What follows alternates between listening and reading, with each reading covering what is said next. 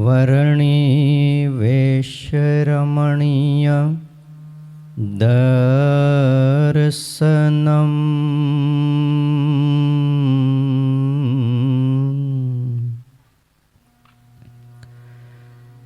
મંદહાસ્યરુચિરા નનાંબુજમ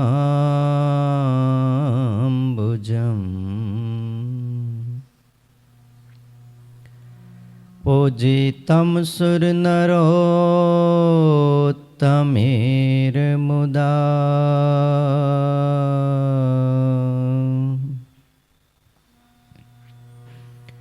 ધર્મનંદનમહં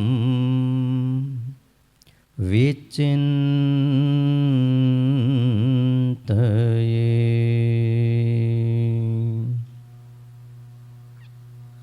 ઓમ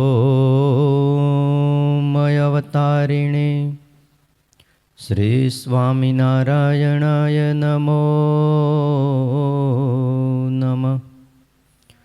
શ્રી હરિકૃષ્ણાય ઘનશ્યામાય નમો નમઃ. એકાકી વનવાસીને કઠિન તપકારિણે બાલયોગી શ્રી નીલકંઠ વર્ણિન્દ્રાય નમો નમઃ. પરાત્પરાય પુણ્યશ્રવણ કીર્તનાય શ્રી સહજાનંદ સ્વામિને શ્રી નારાયણ મુનયે નમો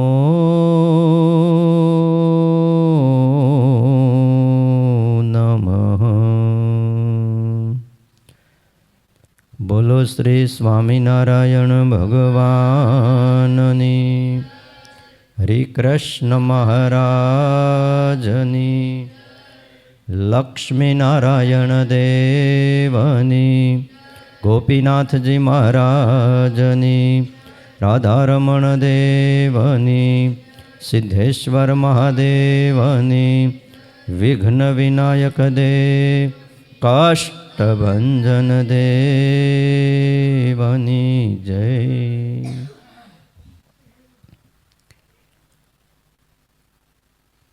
વાલા ભક્તજનો, સર્વાધાર સર્વોપાસ્ય કર્તુમ કર્તુમ સમર્થ ઇષ્ટદેવ ભગવાન શ્રી સ્વામિનારાયણ, વાત્સલ્યમૂર્તિ પૂજ્યપાદ ગુરુજી, વહાલા સંતો અને આપ સૌ વહાલા ભક્તજનો, આજે તારીખ છે 5/1/2026, સોમવાર છે અને પોષ વદ કે સુદ વદ. આજે બીજ થઈને બીજ છે. ધનુર્માસ ચાલે છે. શિક્ષાપત્રી ભાષ્યની કથા સાંભળીએ છીએ. 85મો શ્લોક છે.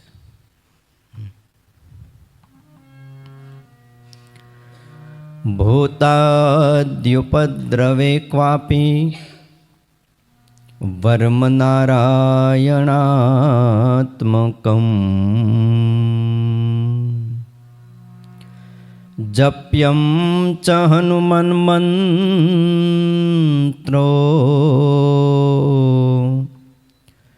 જપ્યો ન ક્ષુદ્રદૈવત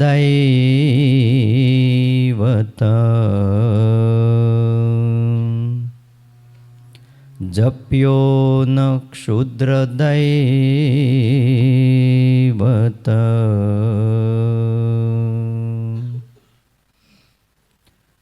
ભૂતાદ્યુપદ્રવે ક્વાપી વર્મ નારાયણાત્મકમ જપ્યમ ન હનુમન મંત્રો જપ્યો ન ક્ષુદ્રદૈવત. ભગવાન શ્રી હરિએ લખેલો આ શિક્ષાપત્રીના શ્લોકો છે. શ્રીજી મહારાજ પોતાના આશ્રિતોને આજ્ઞા કરતા એમ કહે છે, ભૂતાદિ ઉપદ્રવે ક્વાપી. ક્યારેક અમારા આશ્રિતોને જો ભૂતાદિકનો ઉપદ્રવ થાય, કહેતા ભૂત પ્રેતાદિકનો ઉપદ્રવ થાય, ત્યારે આજ્ઞા કરી છે નારાયણ કવચનો જપ કરવો અથવા તો હનુમાનજીના મંત્રનો જપ કરવો. પણ એ સિવાય બીજા કોઈ ક્ષુદ્ર દેવના સ્તોત્ર કે મંત્રનો જપ કરવો નહીં. જપ સવાર સાંજ બપોર સ્વામિનારાયણ સ્વામિનારાયણ સ્વામિનારાયણ કરવો. પણ ઉપદ્રવ થાય, ક્વાપી ક્યારેક આવું બને. જોકે ભગવાનના ભક્તને જેના ગળામાં ભગવાન સ્વામિનારાયણની કંઠી છે એને કોઈ ઉપદ્રવ થવાનો નથી. પણ ક્વાપી લખ્યું, ક્યારેક થઈ શકે છે. એનું કારણ છે ક્યારેક ભૂલ થાય, ક્યારેક કંઠી તૂટી ગઈ હોય, ક્યારેક ગળામાં કંઠી ન હોય, યા તો કોઈ એવા ભૂત પ્રેતાદિકના સ્થાન હોય ત્યાં જો કોક મલિન ક્રિયા કરવામાં આવે, એ જ્યાં રહેતા હોય એનું સ્થાનક હોય ને ત્યાં જો પેશાબ પાણી થાય તો એ વળગે ખરા. એટલે ડાયા માણસોએ જ્યારે આવો ઉપદ્રવ ક્યારેક થયો હોય તો શું કરવું? ભગવાનના મંત્રનો જપ, એ વખતે હનુમાનજીના મંત્રનો જપ કરવો. ભાગવતની અંદર નારાયણ કવચ આવે છે. જેવું નારાયણ કવચ છે એવું જ નિત્યાનંદ સ્વામીએ હરિ કવચ પણ કર્યું છે. પણ અહીં મહારાજની આજ્ઞા છે કે અમારા આશ્રિતોએ નારાયણ કવચનો પાઠ કરવો, પણ એટલું ચોક્કસ કીધું, કોઈ પણ બીજા ક્ષુદ્ર દેવનો જાપ કરવો નહીં. આ બેનો જાપ કરવામાં કોઈ બાદ નથી. ભાષ્યકાર સતાનંદ સ્વામી આ શ્લોકની વ્યાખ્યા કરતા સમજાવે છે કે આ સંસારની અંદર મનુષ્યને આધિ વ્યાધિ અને ઉપાધિ એમાંની કોઈની કોઈ પીડા ક્યારેક ને ક્યારેક કોકને પીડતી જ હોય છે.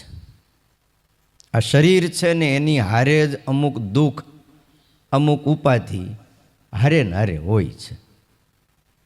કોઈ સમયે ભગવાનના ભક્તને અજાણી ઉપાધિ આવી જાય છે, અને જો દ્રઢ ભગવાનના ભક્તની અંદર આમ તો એ ભૂતાદિક ઉપદ્રવ હોતા જ નથી.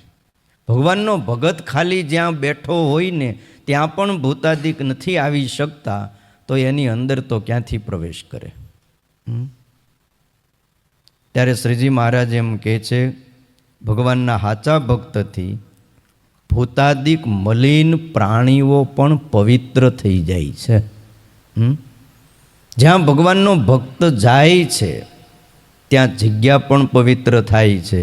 ભૂતાદિક ઉપદ્રવ હોતા નથી, પણ ભગવાનના સાચા ભક્તથી ભૂતાદિક પ્રાણીઓ એમ લખ્યું થર થર કંપે છે, અને દ્રઢ નિશ્ચયવાળા ભક્તની અંદર આ મલિન ઉપાધિ હોતી નથી. તો આ બધું અહીંયા શું કામ લખ્યું? સ્વામી એમ કહે છે, છતાં પણ આચાર વિચારની મલિનતા ભગવાનનો ભગત રાખે તો ભગવાનના ભક્તની અંદર પણ ભૂતાદિકનો ઉપદ્રવ આવી પડે છે. એટલે આચાર વિચાર બહુ પવિત્ર રાખવા. નાવું ધોવું, મળમૂત્રાદિકની ક્રિયા કર્યા પછી હાથ પગ વ્યવસ્થિત ધોવા, આ બધું જો ન રાખીએ તો આનો ઉપદ્રવ થાય ખરો. એ મલિન જગ્યા જ ગોતે ભૂતાદિક. એટલે ડાયા માણસોએ શિક્ષાપત્રીમાં આમાં લખ્યું છે કે મારા આશ્રિતોએ પોતે દેહ કરીને પવિત્ર રહેવું અને અંતરથી પણ પવિત્ર રહેવું, હાથ પગ વ્યવસ્થિત ધોવા. આપણે ક્યાં પાણીની તાણ છે? હા, ખોટો પાણીનો બગાડ ન કરવો, પણ વ્યવસ્થિત નાવું ધોવું તો જોઈ. પેશાબ પાણી કર્યા પછી હાથ વ્યવસ્થિત ધોવા, 4 વખત કોગળા કરવા, મળમૂત્રાદિકની ક્રિયા કર્યા પછી 17 વખત હાથ ધોવા. પગના તળિયા 3 વખત ધોવા, 12 કોગળા કરવા, આ બધો જ વિધિ બતાવ્યો છે. જો એમાં ફેર પડે અને ક્યાંક આપણે ગયા હોઈએ, ભૂતાદિકના સ્થાનો તો બધીએ હોય છે, તો એનો ઉપદ્રવ ક્યારેક થઈ શકે છે. જ્યારે આવી કોઈ અજાણી ભૂતાદિકની ઉપાધિ આવે ત્યારે સ્વામી એમ કહે છે, ભાગવતના 6ઠા સ્કંધની અંદર નારાયણ કવચ આવે છે, એમનો જપ કરવો. અથવા ઉપદ્રવના નિવારણને માટે હનુમાનજીનો મૂળ મંત્ર અને માળાનો મંત્ર એનો જપ કરવો. પણ એ સિવાય કોઈ પણ દેવદેવીના મંત્રનો જપ કરવો નહીં. જો ક્ષુદ્ર દેવ અને દેવીના મંત્રનો જપ કરે તો એની ઉપાસનાનો ભંગ થાય છે. પણ નારાયણ કવચનો કોઈ પાઠ કરે કે હનુમાનજીના મંત્રનો જપ કરે એમાં ઉપાસનાનો ભંગ થતો નથી. કારણ કે આજ્ઞા કોની છે? ભગવાન શ્રી હરિની આજ્ઞા છે. આવા દુઃખના નિવારણ માટે તો સ્વામિનારાયણ ભગવાને ગોપાળાનંદ સ્વામી દ્વારા કષ્ટભંજન દેવ સારંગપુરમાં પધરાવ્યા છે. આજે સ્વામિનારાયણ સંપ્રદાયના જ ભક્તો નહીં, ઠેઠ આમ તમે જુઓ ને રાજસ્થાનથી ઉપરથી ઠેઠ યુપીમાંથી તમે ક્યારેક સારંગપુર જાઓ તો ખબર પડે, શનિવારે ને મંગળવારે ઓહો હો માણસોના જે ઠઠ જાયમાં હોય, ગાડી ત્યાંથી નથી નીકળતી, એટલું માણા એક હનુમાનજીના દર્શન કરવા માટે આવે છે. પધરાવનારા કોણ છે? અને એ જેમની ઉપાસના કરતા હોય એ સ્વામિનારાયણ ભગવાન કહેવાય છે. આજે આપણા મહાપુરુષોએ જ્યાં જ્યાં પ્રસ્થાપિત કર્યા છે જે સ્થાનો, ત્યાં તમે જુઓ તો ખરા. એટલે કીધું છે કે જે દેવને મોટા પુરુષ પધરાવે છે એ દેવમાં દૈવત આવે છે. આજે જ્યાં જ્યાં જે પ્રસિદ્ધ સ્થાનો છે તમે જરાક નજર કરો, એ કોણે પધરાવ્યા છે? સંપ્રદાયની રીત અને પ્રણાલિકા કંઈક અલૌકિક છે. સમજાઈને તો સુખ આવે, ન સમજાઈને તો આખી જિંદગી દુઃખી રહે. સ્વામિનારાયણ ભગવાન તેદી હયાત હતા કે નહીં? તો પહેલી આરતી એમના હાથે ન ઉતારવી જોઈએ? કોણે ઉતારી આરતી? હનુમાનજીની ગોવિંદાનંદ સ્વામીએ ઉતારી. ગોપાળાનંદ સ્વામીએ તો ઉભા રહ્યા, ખાલી દ્રષ્ટિ કરી, અને ગોવિંદાનંદ સ્વામીને કીધું, ગોપાળાનંદ સ્વામી આરતી ઉતારો. બોલો, શું દૈવત મૂક્યું છે, શું ઐશ્વર્ય મૂક્યું છે. આ બધું કાળ જાય ને સમય, ત્યારે બહુ મહિમા વધે છે. હોય ને ત્યારે છે ને આપણે બધા તેદી આપણે હતા, વિરોધ કરવામાં જ હતા. શેમાં હોય? વિરોધમાં નામનું આમ થતું હોય છે. એલા ભાઈ, મહાપુરુષોને કોઈ આંબી શકતા નથી. એના નજરમાં અનેક આત્માઓના હિત સમાયેલા હોય છે. એટલે કીધું ધર્મ શું કહેવાય અને અધર્મ શું કહેવાય એને હું તમે નહીં સમજી શકી. શાસ્ત્રમાં ભગવાન દ્વારિકાધીશે અર્જુનને કીધું કે આ બધાને તારે મારવાના છે. હવે એ મારવા એ ધર્મ કે અધર્મ આપણે વ્યાખ્યા કરવા જઈને તો અટવાઈ જ જાય. અર્જુનને પણ એમ થઈ ગયું કે આવો અધર્મ કરાય, આવું પાપ કરાય. અને ત્યારે પરમાત્માએ એવું કીધું કે હું કહું ને એ ધર્મ છે, બીજું બધું મૂકી દે. તારે વિચારવાનું જ નથી થતું. કર્મના ફળ પ્રદાતા જેથી સામે ઊભા હોય અને એ કહે એ જ ધર્મ છે, અને બીજો બધો જ અધર્મ છે. એટલે શું ધર્મ અને શું અધર્મ એને સમજવો નહીં બહુ કઠણ છે. એટલે કીધું મહાજનો એન ગતા સપંથા, મોટા પુરુષો જે માર્ગે હાલ્યા એ માર્ગે હાલ્યા જવું એ ધર્મ છે, અને મોટા પુરુષો જેનું આચરણ કરવાનું ના પાડે એ અધર્મ છે. આજ્ઞા છે, આટલી જ આજ્ઞા છે. બીજા કોઈ મંત્રનો ક્યારેય પણ ડાયા માણસોએ જપ ન કરવો. ગમે એટલું સારું ફળ દેતા હોય. ઉપાસક એને કહેવાય કે એમને જે મંત્ર આપવામાં આવ્યો છે એ જ મંત્રનો રાત અને દિવસ જપ કરે. પહેલી વાત તો સતાનંદ સ્વામીએ ભાષ્યમાં ભાષ્યકારે એવી લખી જ છે કે ભગવાનના ભક્તને આ બધા ઉપદ્રવને ઉપાધિ આવતી જ નથી, કારણ કે સાચા ભક્તથી ભૂતાદ્રિક થર થર ધ્રુજે છે. આવવાની જ નથી. પણ છતાં ક્યારેક ભૂલ થાય. ગાડી છે ક્યારેક એક્સિડન્ટ થાય, એમ જીવન છે તો ક્યારેક ભૂલ થઈ જાય અજાણી રીતે.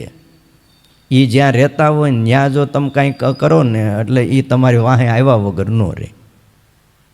એ પીપળામાં રહેતા હોય, ક્યાંક વડલામાં રહેતા હોય, ક્યાંક જે એનું થાન હોય, અને ત્યાં જો એ ઝાડવું બાળવું ભાંગ્યું, આપણને એમ થાય ખેતરમાં નડતર રૂપ છે, હાલો ને કાપી નાખી કુહાડો લઈને. તે કાપતા જ કપાઈ જાય, પણ પછી એ મૂકે નહીં. કોકનું ઘર ભાંગી નાખો તો શું થાય? હે, દુઃખ તો એને થતું જ હોય ને. એ ત્યાં રહેતા હોય એટલે જરાક જોઈ લેવું કે આવું સ્થાન હોય ને પડ્યું રહેવા દેવું.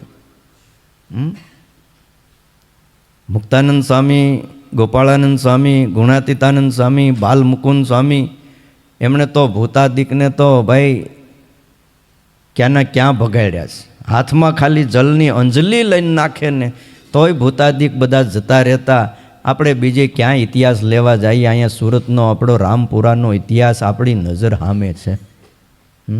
આજે જ્યાં સ્વામિનારાયણ ભગવાનનું નારાયણ મુનિદેવનું મંદિર છે, એ મંદિર એક દિવસ સુતારના મકાન હતા, અને એ મકાનમાં બધા જ મરીને ભૂત થયા હતા.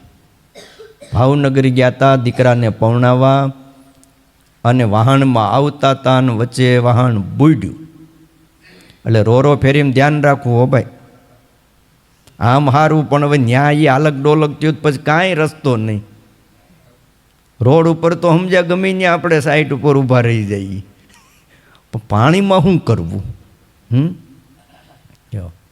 એટલે બીજું આવડે કે ન આવડે, થોડું તરતા શીખી જાવ. ગુરુજીનું તો એક દી રવિવારે વાત કરતા હતા, એટલે ભણેલા ગણેલા સાહેબો ને એકાદા પ્રોફેસર ને બધા કે હાલો રવિવારનો દિવસ છે, ગઈકાલે જ એ કે અટાર મારવા જાય. કે તે ઉપડ્યા બધા દરિયામાં. એક નાવિક હતો ને બોલાવેલા, અહીંયા તો જરાક આપણે આમ ચક્કર મારવો તો બેહી જાવ સાહેબ, બેહી જાવ. હા, 10 રૂપિયામાં તમને આટો મરાવીને પાછો લઈ આવવું. તો એ ચારેક સાહેબો હતા, બેહી ગયા બધા પ્રોફેસર લેવલના.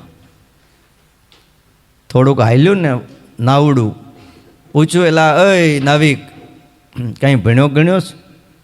અરે સાહેબ, અહીંયા અમે જન્મીને એટલે અમારા બાપા અમને પાણીમાં જ ઘા કરી દે, એટલે અહીંયા આખી જિંદગી હવે પાણી હારે જ વિતાવવાની છે, કાંઈ ભણ્યો નથી. ભલા માણા તારી જિંદગી પાણીમાં ગઈ હાવ. થોડુંક હજી આગળ હાલ્યું, ત્યાં બીજા પ્રોફેસર હતા, એ કે કાંઈ ગણતા બણતા આવડે દાખલા? અરે સાહેબ, ભણ્યો જ નથી, દાખલા ગણતા ક્યાંથી આવડે? હિસાબ કિતાબ કાંઈ આવડતો નથી. તો તારી અડધી જિંદગી પાણીમાં ગઈ. ત્યાં ત્રીજા ચોથા પૈસા પ્રોફેસર હતા, એ કે તને કાંઈ વિજ્ઞાનની ખબર પડે? અરે સાહેબ, વિજ્ઞાનની વાત જવા દો ને, અહીંયા તો બસ આવો નાવડું હાંકતા આવડે. તો તારી પોણી જિંદગી પાણીમાં ગઈ. અને એમાં ભાઈ ધીમે ધીમે પવન ફૂંકાણો અને પાણીના મોજા વિધ્યા. નાવડું ઘડીક ઊંચું ને ઘડીક હેઠું. નાવિક પામી ગયો કે કંઈક ભમરીને વાતાવરણ બદલાણું છે. એટલે પ્રોફેસરોને કીધું, સાહેબો કંઈ તરતા શીખ્યા છો? તો ના, અમે તરતા નથી શીખ્યા. તો આખી જિંદગી પાણીમાં આવે તમારી. મારી તો પાણી ગઈ, પણ તમારી હવે આખી જિંદગી પાણીમાં ગઈ. એટલે કહેવાનું, ભગવાનના ભક્ત હોય, જો કંઈક ન શીખ્યો હોય, ન જાણતો હોય, તો ક્યારેક ઉપાધિ આવે ખરી. દ્રઢ ભક્ત છે ને ભગવાનનો, એને આ કોઈ ઉપદ્રવ ક્યારેય નડતા નથી, પીડતા નથી. પણ વાત એટલી છે, ક્ષુદ્રદેવના મંત્રનો જપ ક્યારેય કરવો નહીં. બીજી વાત, જાજુ ન સમજાય તો મૂળ મંત્રને છોડીને કોઈ મંત્રના જાપ ન કરવા. બસ. હા, કીર્તનમાં આવે ગાઈ, ભજનમાં આવે ગાવાના, જય બોલાવવાની. પણ ઉપાસના અને જપ કરવાની વાત જ્યારે આવે ને ત્યારે એક જ મંત્ર છે આપેલો સ્વામિનારાયણ ભગવાને. કયો? સ્વામિનારાયણ સ્વામિનારાયણ સ્વામિનારાયણ. બસ. બાકી ભગવાનના કેટલા નામ છે. ગુરુદેવે 2 નામ આપ્યા, સહજાનંદ સ્વામી અને નારાયણ મુનિ દેવ. આપણે જય બોલાવીએ છીએ. માર્કંડેય મુનિએ નામ આપ્યા છે. કૃષ્ણ હરિ, હરિ કૃષ્ણ. નીલકંઠ વર્ણી ગાદીએ બેઠા ત્યારે હવ શ્રીજી મહારાજ કહીને બોલાવતા હતા, કોઈ મહારાજ કહીને પુકારતા હતા. પણ જપ તો હેનો થાય સ્વામિનારાયણ સ્વામિનારાયણ સ્વામિનારાયણ, હાલતા ચાલતા. બીજું ન બોલવું. અને જેટલા જેટલા ધરતી ઉપર ભક્તો થયા, તમે પૂછો, મીરાબાઈને પૂછો તો મીરાબાઈ શું કહે? બોલમાં બોલમાં બોલમાં રે રાધા, કૃષ્ણ વિના બીજું બોલમાં. તુલસીદાસને પૂછો, તુલસીદાસજી શું કહે? એમ જ કહેશે કે રામ સિવાય બીજું બોલમાં. જાકો ન રામ પ્રિય ન રામ વૈદેહી. જેને રામ પ્રિય નથી એને તો છે ને છોડી જ દેવા. એ તુલસીદાસજીએ મીરાને કીધું. મીરાએ કીધું મારે શું કરવું? તો કે જેને રામ પ્રિય નથી એને છોડી જ દો કે. પછી મેવાડ છોડી દીધો. નહીતર મીરા કૃષ્ણના ભક્ત હતા, એને એમ લખવું જોઈએ ને જેને કૃષ્ણ પ્રિય નથી એને મેવાડ છોડી દેવું જોઈએ. પણ એ રામના ભગત છે ને તમે એમને પૂછો એટલે એ તો શું કહે છે? એમ જ કહે છે. અને એ જ રીતે તમે મીરાને પૂછો તો મેરે તો ગિરધર ગોપાલ દૂસરો ન કોઈ, એમ જ કહેશે. એમ તમે કોઈ આપણા નંદ સાધુને પૂછો, પર્વતભાઈને પૂછો, દાદા ખાચરને પૂછો, ભલે શરીર બહુ મોટું સુરા બાપુને પૂછો ને તો એ એમ જ કહે સ્વામિનારાયણ સ્વામિનારાયણ. બસ.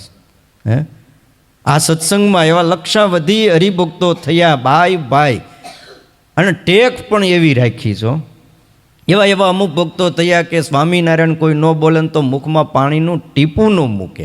પાણી પીવું હોય તો સામે કોક સ્વામિનારાયણ જય સ્વામિનારાયણ બોલે પછી પાણી પીવે. આવી તો ટેક હતી. અમુક હરિભગતની એવી ટેક હતી, કોક ગ્રાહક આવે ને તો પહેલાં તો સ્વામિનારાયણનું નામ લેવડાવે ને પછી આપે. અમુક તો એવા હતા મહેમાન આવે ને તોય 5 વાર સ્વામિનારાયણનું નામ લે પછી જમવા દે. બોલો. તો એનો વ્યવહાર હાલતો તો એના દીકરા પૌણી ગયા, દીકરીઓ પૌણી ગઈ, બધા વ્યવહાર હાલ્યા. તે આપણા ન હાલે. આપણા મહેમાન આવે તો ધ્યાન રાખજો શું કરીએ. જો એટલે લખ્યું છે કે બીજા દેવના મંત્રનો જપ કરવો નહીં. આ 2 મંત્રનો જપ કરવો, પણ જપ કરવો ક્યારે? રોજ નહીં કરવાનો. એ વાતને પાછું અનુસંધાન રાખવાનું. ક્યારેક જો ઉપદ્રવ થાય અને ઉપદ્રવ મટી જાય એટલે બધું બંધ કરી દેવાનું. નાનું હુંનું કામ હોય ને પછી ઠેઠ દિલ્હી સુધી ન જવાય. અહીં પતી જતું હોય આપણે સરપંચ પાસે તો શું કરાય? કામ પતાવી દેવાય. ત્યાંથી ન પતે તો જરાક પછી ઉપલી કોર્ટમાં તો સિદ્ધેશ્વર મહાદેવને કહેવું પડે. અને લગભગ આ બધા કામ અહીંયા પતી જ જાય છે. ક્યાંય ઉપર જવું જ નથી પડતું.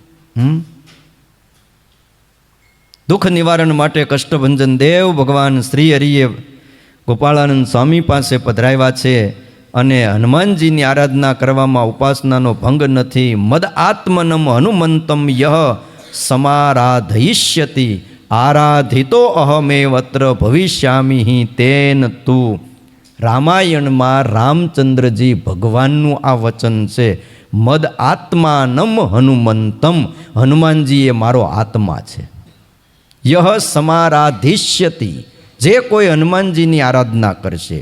આરાધિતો અહમેવત્ર, ભગવાન રામ એમ કહે છે કોઈ હનુમાનજીની આરાધના કરશે, કોઈ મારા ભક્તની પૂજા કરશે, એની આરાધના કરશે તો હું એમ માનીશ કે એ મારી આરાધના થઈ ગઈ. એટલે ભગવાનને કંઈ વાંધો નથી તો આપણે શું વાંધો છે? ઘણા એમ કે ભગતની પૂજા ન કરાય, ભગતની આરતી ન ઉતારાય. હું એમ કહું આખી દુનિયામાં આજે હનુમાનજીની આરતી ઉતરે છે. હનુમાનજી કોણ છે? રામના ભગત નહીં? તમે કહો એટલે વાંધો ન આવે, હું કહીશ તો પાછું બીજા વાંધો ઉપાડશે. હનુમાનજી કોણ છે? આ હમણાં એવું બોલજો, આમાં પાછું આમાં આવવું જોઈએ રેકોર્ડમાં. રામના ભક્ત છે ને હનુમાનજી. આખી દુનિયા એમની જય બોલાવે છે, આખી દુનિયા એમની આરતી ઉતારે છે. કયો તો હું એમ કહું છું કે યુગે યુગે હનુમાનજી ક્યારે થયા? ત્રેતા યુગમાં. તો એ પહેલાંનો યુગ કયો હતો? સતયુગ હતો. તો સતયુગમાંય કોક તો હશે જ ને. ભગવાનની આરાધના, પૂજા, યજ્ઞ, યાગાદિક જે કાંઈ બધું થતું તો હશે જ. સતયુગમાં પણ કેટલાક અવતારો થયા છે અને એ પરંપરા એમનું હાલી આવતી હોય ને યુગ બદલાણો, ત્રેતા યુગ આવ્યો ત્યારે એ સતયુગના લોકોએ વિરોધ તો કર્યો જ છે ને. એટલે આ થોડું હોય કે એમાંય પાછા મનુષ્ય નહીં. હનુમાનજી કયો અને છતાંય પછી આરતી ઉતારવાની, પૂજા કરવાની, વસ્ત્રો ધરાવવાના. બીજું તો ઠીક છે, બીજે તો જે થતું હોય સિંદૂર ચડાવતા હશે ને તેલ ચડાવતા હશે, પણ અમારા સારંગપુરમાં આવો હનુમાનજીને ભાઈ કરોડો રૂપિયાના હાચા વાઘા, માથા ઉપર મુગટ, હીરા જડિત કરોડો રૂપિયાના, બોલો થોડા ઘણા કિંમતના નહીં, એવા કિંમતી કિંમતી હારને મુગટ ધરાવવામાં આવે છે અને આરતી ઉતરે છે. પણ એટલું ખરું જીવતા હોય ને ત્યાં લગી આખી જિંદગી લોકો વિરોધ કરે, વયા ગયા પછી શું કરે? આરતી કરે. સાચું ખોટું કયો? ઘરમાં મા બાપ હયાત હોય ત્યાં લગી શું થાય? અને વયા ગયા પછી ફોટાની આરતી કરે કે નહીં? સુખડનો હાર પહેરાવે કે નહીં? ફૂલની અંજલિ આપે કે નહીં? ફોટાને કેટલા મોટા હાર પહેરાવે પછી. પણ હાવ સાચું કયો, જીવતા બેઠા હોય ને હાર પહેરાવ્યો હોય, બાજુવાળો આવેલા, એટલે તમે આ શું કરો છો? અને વયા ગયા પછી એટલે મને તો એવું લાગે કે વયું જવું પડે તો જલ્દી મેળ પડે.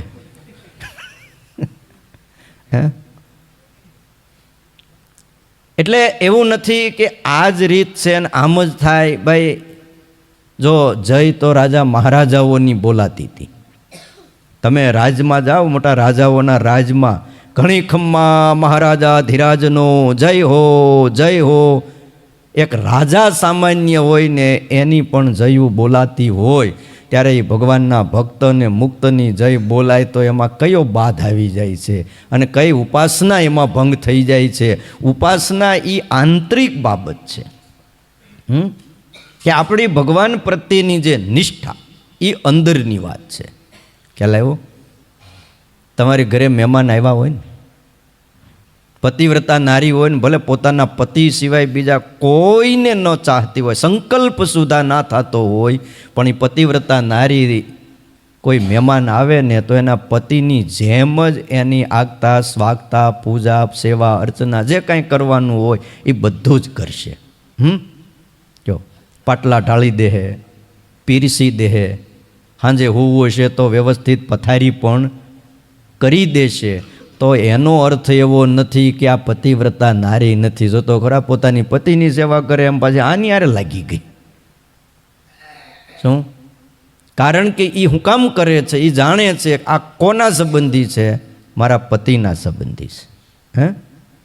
એટલે અમારા સંબંધી થયા.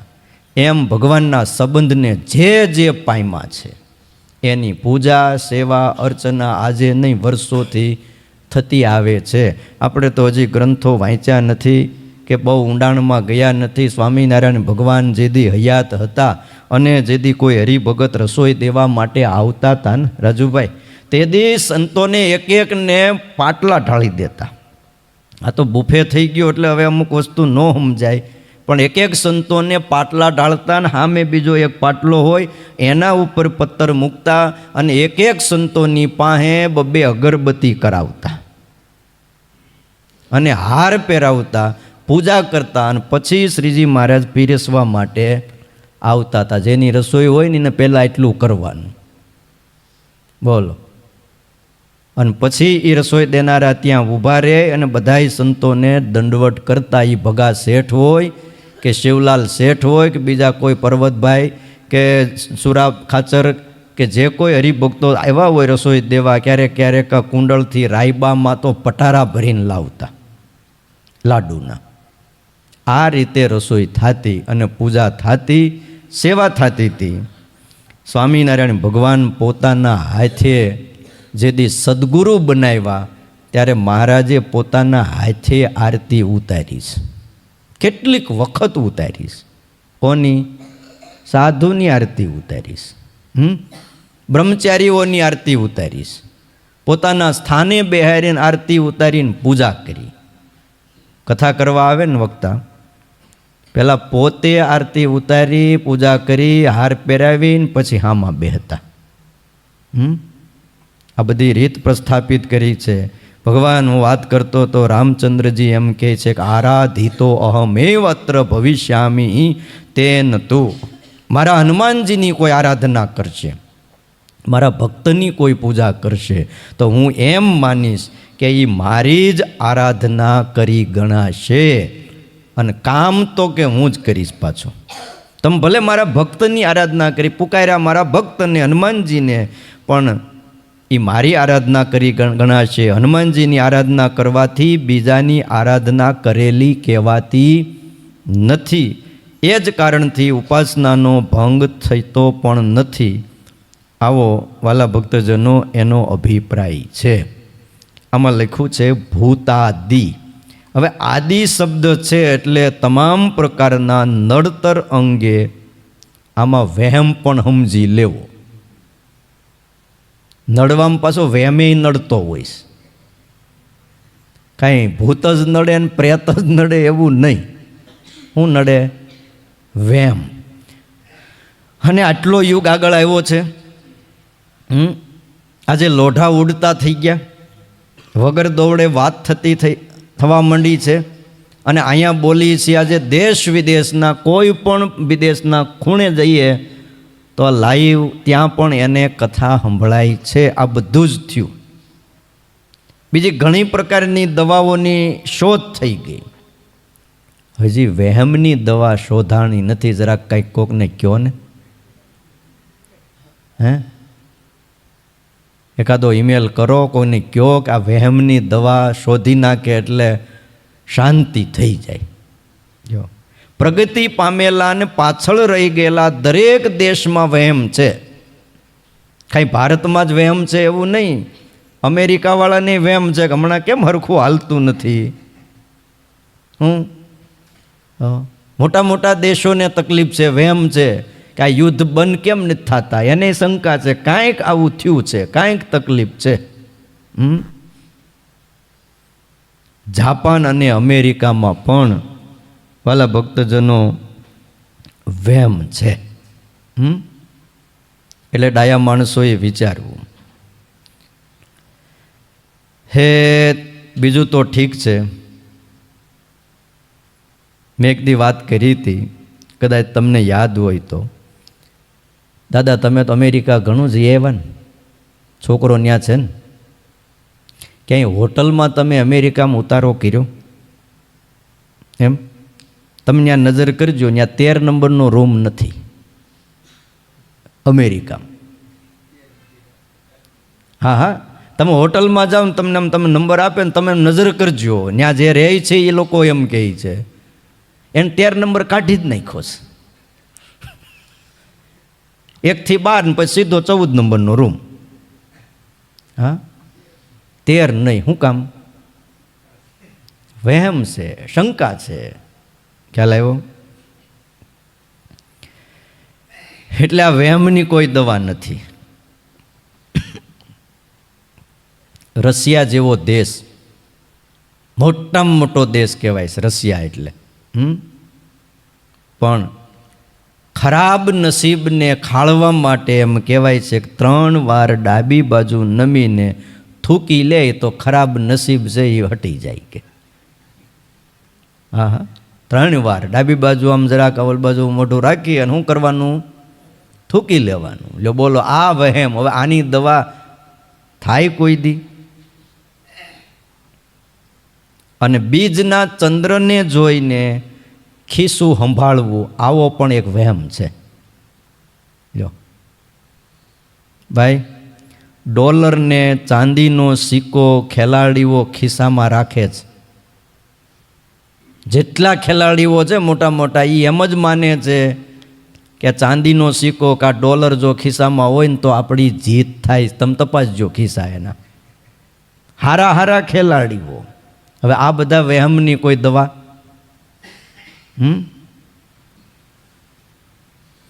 અને જેટલા બોક્સરો છે ને, બોક્સરો મોટા મોટા, એ સસલાનો પગ ખિસ્સામાં રાખે છે. બસ કોઈને જઈને કહેતા નહીં હો. આ બધું આપણે સમજી રાખવાનું. આ બધા વહેમ છે, પણ આપણે વહેમ એને કહી ન શકીએ, કારણ કે એને એક આસ્થા બંધાઈ ગઈ છે કે આ રાખીને તો જ આપણી જીત થાય છે. કેવા સુખિયા કર્યા દુનિયામાં તમે અમુક અમુક જોવો ને તો તમને એમ થઈ જાય કે ઓહો હો, આમાંથી આ લોકો કેદી બહાર નીકળશે અને કેદી ભગવાન ભેગા થાય. વિચાર તો કરો. આપણા દેશમાં પણ, બહાર દેશની ક્યાં વાત કરીએ, તમે બહાર જતા હો, તમારો દીકરો, તમારી દીકરી, કોઈ ઘરના સભ્ય એમ નથી પૂછી શકતા ક્યાં જાઓ છો. વહેમ પડે. જો કોઈ પૂછ્યું ક્યાં જાઓ છો એટલે શું થાય? એને શું કે કેકારો.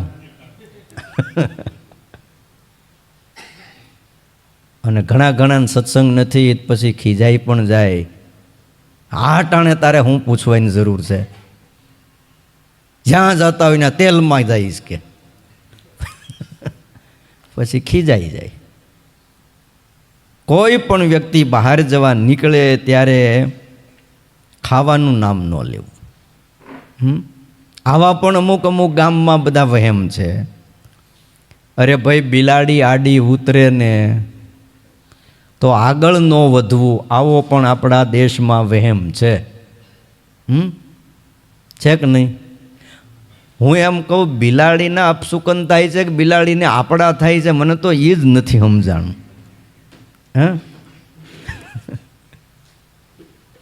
હવે એને બિચારાને રસ્તો ક્રોસ કરવો કે ન કરવો?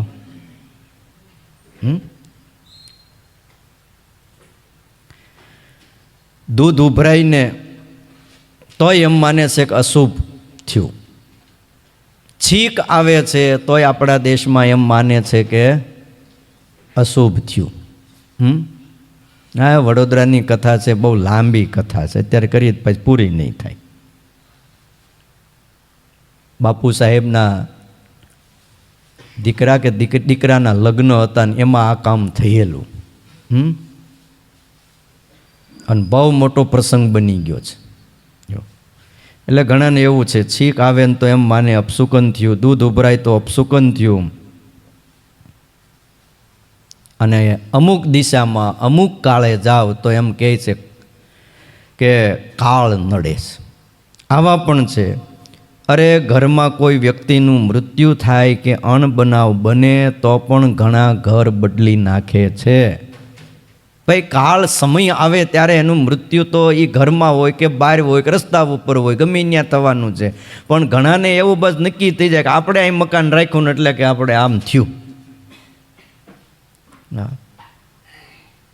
ભગવાનના ભક્તએ વિચારવું.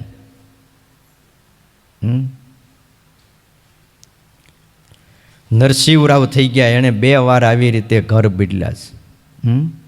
મોટા મોટા એ આવા વહેમમાંથી સતત ભય રહે છે. એટલે આની સલામતી માટે મલિન દેવદેવીના મંત્રના તાવીજ કે માંદળિયા, બીજા ત્રીજા દોરાન, કંઈક બીજું ત્રીજું, આ બધું ન કરવું. આ તો બહુ સારું છે, હજી યુગ સારો થઈ ગયો. બાકી તો કેવું કેવું કરતા, નહીં તો જે શાસ્ત્રોમાં વાત લખી આપણે સવારના પોરમાં ધનુર્માસમાં ન વાત કરાય. બોલો, એવી એવી બાધાઓ, બોલો. બીમારીમાં દવા દારૂ કરતાં પહેલાં દોરા ધાગા લોકો કરે છે. બાળકની શીતળા નીકળે કે ટાઈફોઇડ થાય કે પ્રથમ શીતળામાં કે બળિયા બાપ કાં હું કાંક કે બધું વગેરેમાં માનતાઓ પણ કરે છે. પણ ભાઈ આ એક પ્રકારનો રોગ છે. જ્યારે ડૉક્ટરને બતાવવામાં આવે ત્યારે સ્થિતિ છે ને ઘણી ગંભીર થઈ ગઈ હોય. આ રીતે બાળકોની આંખ જતી રહી છે અને એના એ જ રોગ હમણાં થાય જ છે બધાને ક્યારેક ક્યારેક. ઓરી નીકળે છે કે નહીં, પણ કોઈની હવે આંખો જાતી નથી. શીતળા નીકળે તોય રસી થઈ ગયા યા તો કાંઈક નીકળે તો એના તાત્કાલિક ડૉક્ટર પાસે જઈને ઈલાજ કરે છે, કોઈને કાંઈ થતું નથી. અને પહેલાં તમે જુઓ ને તો ગામમાં બે પાંચ જણા હોય જ કે આંખ વહી ગઈ હોય. કાં મોઢા ઉપર ઝીણા ઝીણા આખા મોઢા ઉપર શીળીના શું કહેવાય ડાઘા પડી ગયા હોય, ખાડા પડી જાય ઝીણા ઝીણા. આ બધું કારણ દોરા ધાગા કરવા રહ્યા એમાં. તાત્કાલિક જો પોગી ગયા હોત દવાખાને તો આ કાંઈ થાય નહીં. શ્રીજી મહારાજે આપણને કેટલા સુખિયા કર્યા છે. ઘણા બાળકની આંખ જાય, ઘણા અપંગ થઈ જતા હોય છે અને ક્યારેક ધ્યાન ન રાખે તો મૃત્યુ પણ થાય છે. ભૂતાદિક ઉપદ્રવ કાઢવા માટે એના જે કાઢનારા હોય એને બોલાવવાન, ઢોલ વગાડવાન આ બધું કરવાની જરૂર નથી. પણ એના કાઢનારા જે કોઈ આ લોકમાં જે બધા જે તાંત્રિકો માંત્રિકો જે કોઈ હોય છે અને એ વગાડતા હોય ને ઢોલ તે તમે જોજો એમાં બોલતા જ હોય છે. હો નરકે જાહે નરકે જાહે નરકે જાહે. આમ તમે આમ થોડુંક ધ્યાન દઈને સાંભળો ને.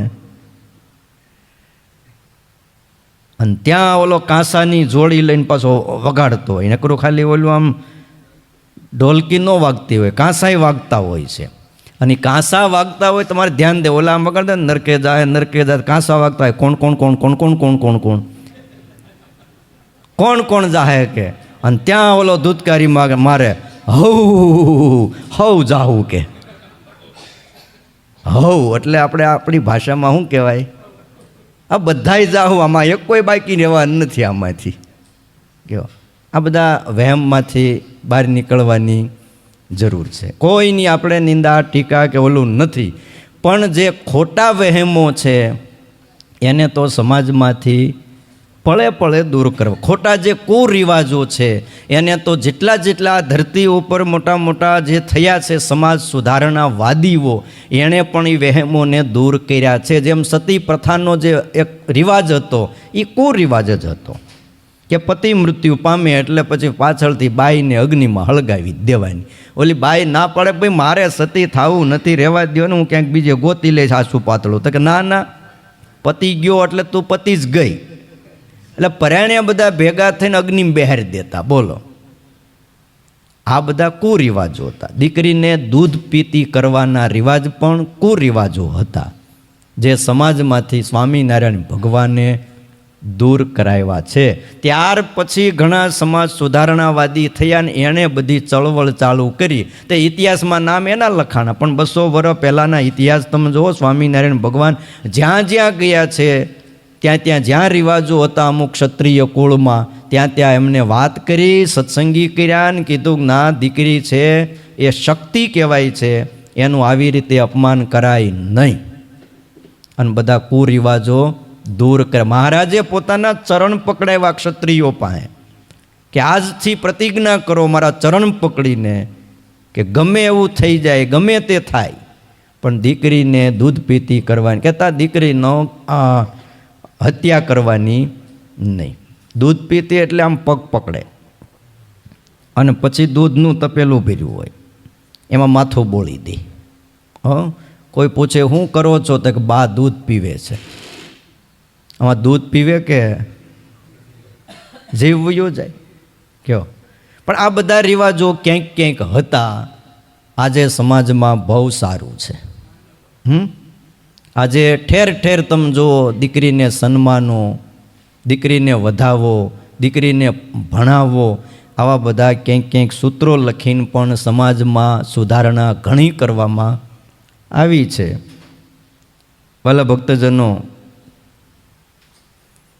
બેસારે ડાકલું પણ વેચાવે આખલું હો. ડાકલું બેહારે ને પણ તમારા ઘરના બળદને ગાયું ને બધું વેચાય જાય. હા, અને છેલ્લે આ લોકમાં તમે જુઓ પાયમાલ પણ થઈ જાય. એટલે ભગવાન શ્રી હરિએ આશ્રિતોને આજ્ઞા કરી છે કે અમારા આશ્રિતોએ કોઈ પણ ભૂત આદિ, ખાલી ભૂતનો જ નહીં, બીજા કોઈ પણ પ્રકારના ઉપદ્રવ થાય કંઈક તો આ બધું ન કરવું. અને ડાયા માણસોએ ધ્યાન રાખવું. વિષય, વ્યસન અને વહેમ, આ ત્રણ પ્રભુ ભજવા દે કેમ?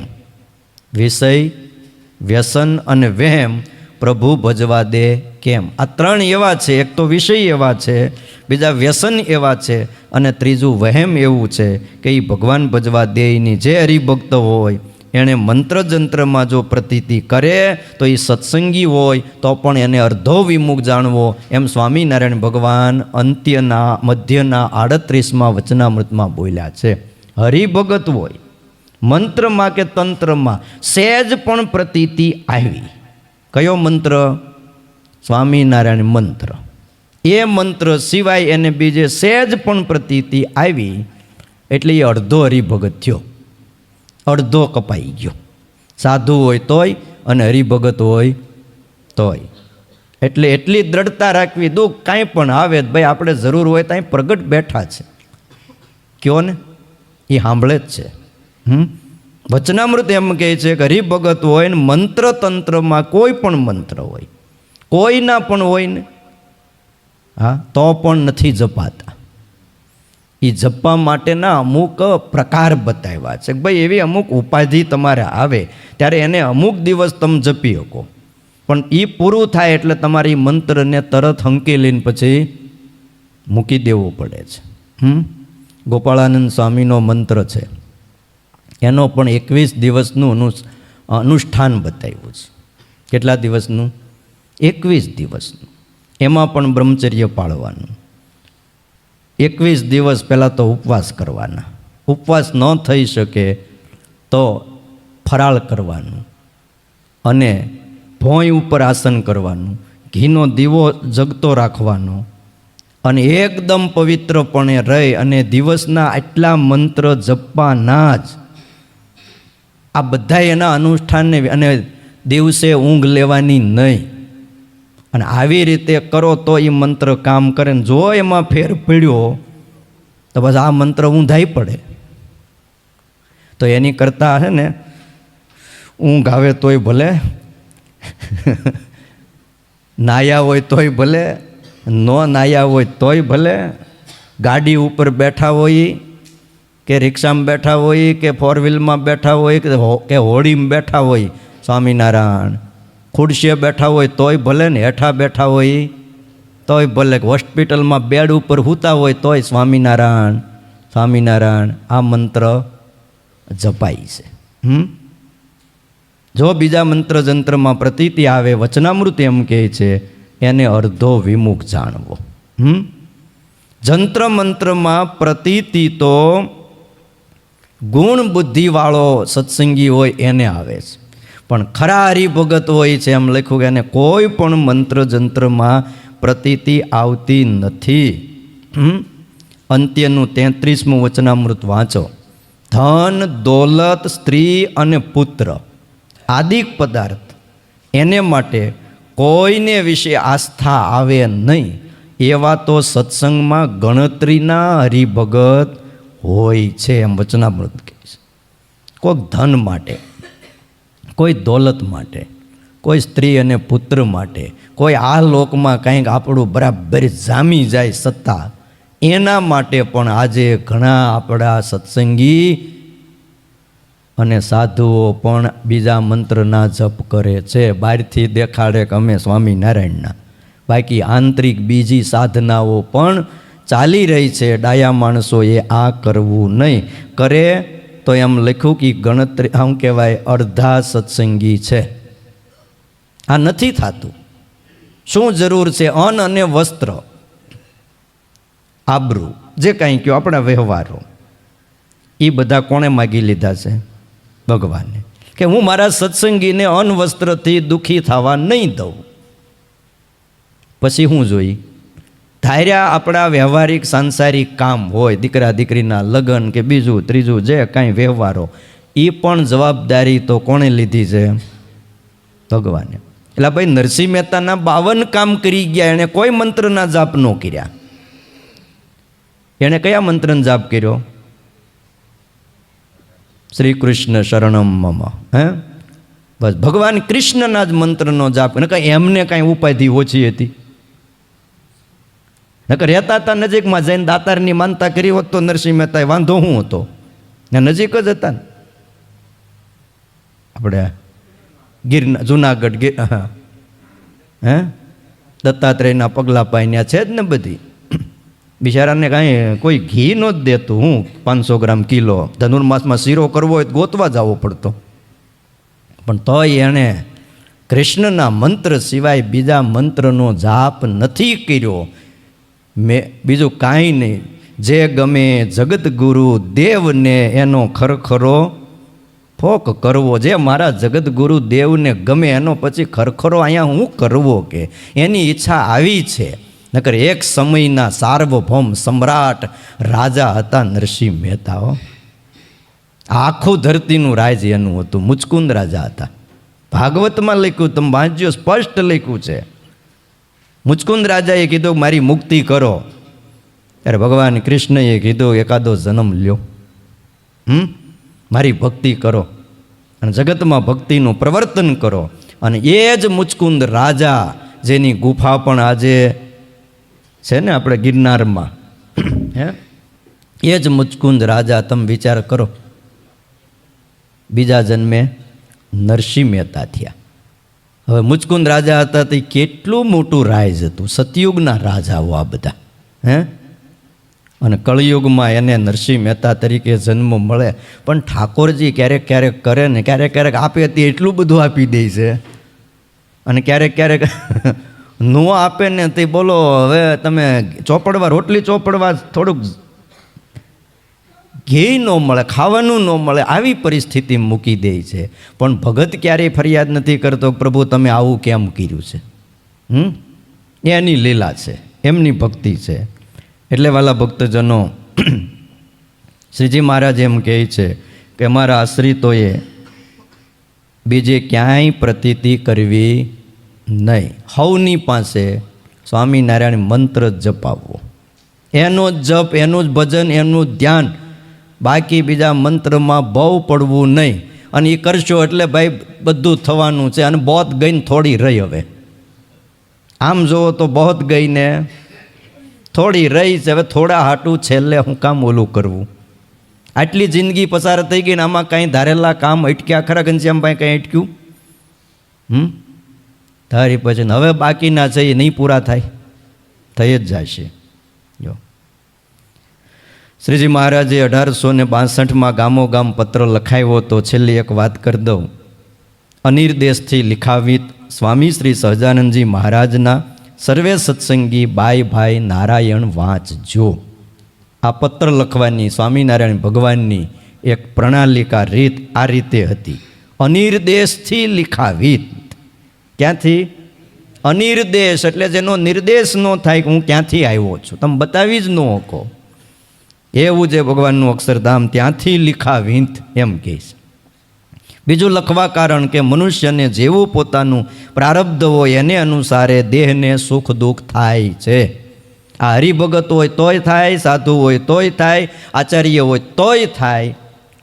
નાના મોટા બીજા ઐશ્વર્યશાળી વ્યક્તિઓ આ ધરતી ઉપર આવે એને પણ થાય. કર્મ નથી એને, સમજી લેજો. પણ તોય દેહ બંધાણો એટલે દેહ કોઈનો પણ બંધાય એટલે એમાં કર્મ કામ કરે ને કરે જ. અને જો એ ન હોય તો એનો દેહ પડે જ નહીં. એટલે જે કોઈ થાય છે પ્રારબ્ધ અનુસારે સુખ દુઃખ તથા જન્મ મરણ થાય છે. અને જીવના પ્રારબ્ધ કર્મને ઉલ્લંઘીને તો ભૈરવ ભવાની આદિક જે દેવદેવીઓ છે તે કોઈ પણ જીવને સુખ દેવાને અર્થે અને મારવા જીવાડવાને અર્થે સમર્થ થતા નથી. આ સ્વામિનારાયણ ભગવાનનો પત્ર છે. કોઈ પણ જીવાડવાય સમર્થ નથી અને મારવાય સમર્થ નથી. અને પ્રારબ્ધ કર્મ અને કાળ તેને ખોટા કરી નાખવા તથા મુવાને જીવાડવા અને જીવતાને મારી નાખવા એને વિશે તો એક પરમેશ્વર નારાયણ સમર્થ છે, પણ બીજા કોઈ દેવદેવી સમર્થ નથી. માટે એક પરમેશ્વરનો આશરો રાખી નિત્ય ભજન કરવું અને કોઈ દેવદેવીનો ભય રાખવો નહીં. આપણે તો ભગવાનના છીએ, માટે હરિભગતને તો કોઈ રીતે મનમાં ભય રાખવો ઘટે નહીં. અને જે મંત્ર તંત્ર ઔષધીય કરીને કોઈ માણસ જીવતો રહેતો હોય તો પૃથ્વીમાં કોઈક તો દીઠ્યામાં આવત, પણ કોઈ દીઠ્યામાં આવતો નથી. અને જે બહુ મંત્રને જાણે છે તે પણ મરી જાય છે ને? છે કોઈ 200 વર્ષનો માણસ? હા ઠીક છે, કોઈક કે ભાઈ આશીર્વાદથી આપણે એમાં કંઈ નથી માનતા એમય નહીં. ભીષ્મ પિતાને બધા 160 વર્ષ જીવાતા, તો એનો અર્થ એવો નથી કે, પણ એ મંત્રથી નહોતા જીવા. એક પ્રકાર આખો જુદો. આ લોકમાં ઘણા પણ 105 વર્ષ, આપણા આત્માનંદ સ્વામી 120 વર્ષ એણે દેહ રાખ્યો હતો, પણ એ ભગવાનના આશીર્વાદ હતા. બીજું, મંત્ર તંત્ર ઉપર કોઈ ઉપર જો કોઈના ચાલતા હોય તો ઘણા શત્રુ જેની ઉપર હોય એવો મોટા રાજાઓ શી રીતે રહે? એક પણ રાજા એવો નથી કે જેની ઉપર દુશ્મનાવટ ન હોય. આજે પણ તમે કોઈ પણ દેશના કોઈ પણ મોટા જે છે અધિકારીઓ, એની આરે કોઈને દુશ્મનાવટ ન હોય એવું બને જ નહીં. મોદી સાહેબના કોઈ શત્રુ હશે કે નહીં હોય?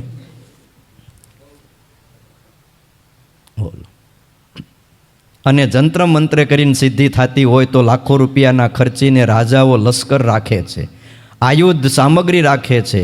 એવડું સારું કરે ને એક ભારે મંત્રશાસ્ત્રી રાખે ને મંત્ર સિદ્ધિઓ કરીને સર્વ પ્રતિપક્ષીને મારી નખાવે, પણ એવું કોઈ ઠેકાણે દેખાતું નથી. માટે નિર્ભય થકા નારાયણનું ભજન કરજો અને કેવળ ભગવાનનો દ્રઢ વિશ્વાસ રાખજો. જેમ ભગવાને ધાર્યું હશે તે સત્ય થાય. આપણું ધાર્યું કે બીજાનું કોઈનું ધાર્યું નહીં થાય. કેમ જે જીવનું ધાર્યું થતું હોય તો કોઈ ગરીબ રહે જ નહીં. સર્વને રાજા થવાનો ઉમેદ છે, પણ એમ થતું નથી. માટે પરબ્રહ્મ પુરુષોત્તમ એવા સમર્થ ભગવાનના આશ્રય તળે રહી નિર્ભય થકા નારાયણનું ભજન કરજો. આ પત્ર લખવાનો મૂળ ઉદ્દેશ છે તો તમે એકાગ્ર મને કરીને ધારજો, વિચારજો. લ્યો, વડતાલના 5મા વચનામૃતમાં કીધું, માગવું તો પોતાના ઈષ્ટદેવ પાસે માગવું, પણ બીજા પાસે માગવું નહીં. જો આવી રીતની આજ્ઞા વાલા ભક્તજનો શ્રી હરિએ ઘણી કરી છે. માટે ડાયા માણસોએ વિચારી ભગવાનની આરાધના કરવી. વિશેષ જે કાંઈ વાતો છે એ આપણે આવતીકાલે સાંભળશું. અત્યારે અહીં કથાને વિરામ.